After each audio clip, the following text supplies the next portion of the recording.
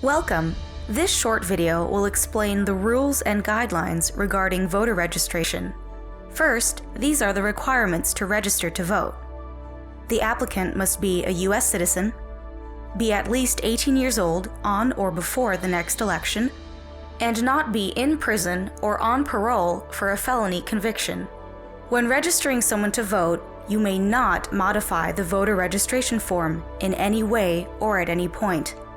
This includes filling out party affiliation, adding the date, filling out blank responses on your own, or completing the question asking about citizenship. Again, it is illegal to modify or falsify a voter registration form. However, you are encouraged to tell anyone completing the form if he or she accidentally forgot to complete a question. You may not fill it out yourself. This brings us to Part 2, information on the form. The following is required, so check to make sure they have been filled out.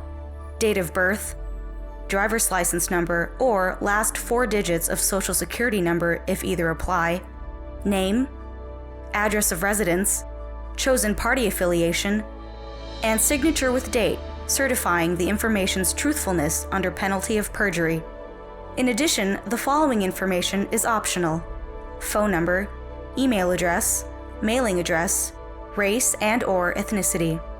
Although phone numbers are optional, you are expected to collect phone numbers on over 90% of your voter registration forms. This is so that we can follow up with registrants as part of our quality control program. Once again, you should verbally bring to the applicant's attention if the form is not filled out completely or properly, but you may not modify it in any way or at any point. Part 3. Submission. Remember to complete the voter registration verification log for each form collected. Anyone who receives a voter registration form is allowed to submit it at a later time. Because your supervisor is required to return forms to the registrar of voters within 72 hours of receipt from a voter, excluding weekends and holidays, you must turn in all voter registration forms to your supervisor at the end of the day, even if some forms are only partially completed. Part 4. Final notes.